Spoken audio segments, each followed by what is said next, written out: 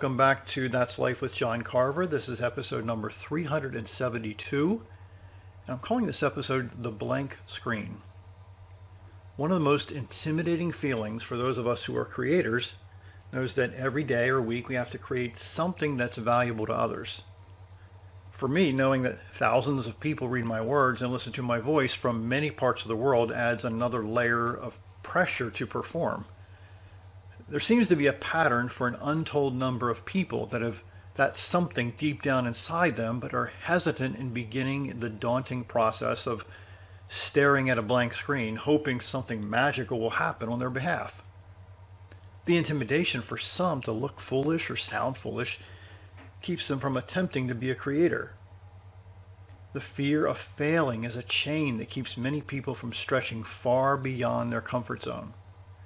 Their brain literally tries to keep them in safe mode so there will be zero chance of danger or embarrassment and failure. Here's another struggle that some creators have, especially in the beginning of their creative journey, dealt with. They don't believe in themselves. They don't think that they are good enough to make a positive difference in other people's lives. The self-doubt for those who want to be creators that they're not good enough can paralyze them. In all my studies of very successful people, I haven't discovered that some magical event happens in creators' lives. It just doesn't happen. What seems to be consistent is that those creators create even when some of their creations don't look so good. Let me repeat that. What seems to be consistent is that those creators create even when some of their creations don't look so good. They understand that many of their creations or projects will not be as good as others, and that's part of the process. They consistently create, even when they don't feel like it. If you have ever read about the most successful people throughout history, you learned that most of them failed more times than most people could have ever imagined.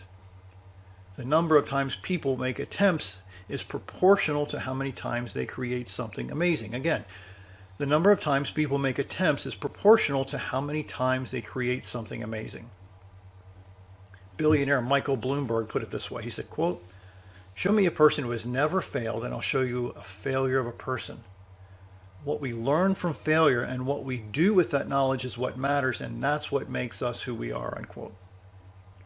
The power of your consistency cannot be understated. Again, the power of your consistency cannot be understated. The power of your surrounding yourself with people who encourage you to create cannot be understated. The decision for you to stay away from people who discourage you from being a creator cannot be understated. Think about what burns in your heart. That is what excites you the most about life. What would you do even if you never got paid to do it? What would you love to fix in the world? How would you like to express yourself that could inspire many people? What gives you the most peace of mind when you do it? In 1963, Dennis Gabor, a Nobel laureate for his invention of the holograph, said, quote, "The future cannot be predicted, but futures can be invented." Again, the future cannot be predicted, but futures can be invented. I've discovered that in my own journey, many of my creations have blessed people in ways that I could never have imagined. It can be the same for you if you get past the terror of the blank screen.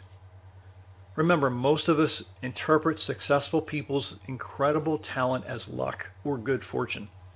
In reality, it was years of hard, consistent work and pushing past the blank screen. You are a creator.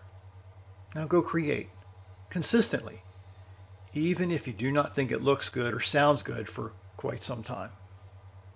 My name is John Carver. Thanks for watching.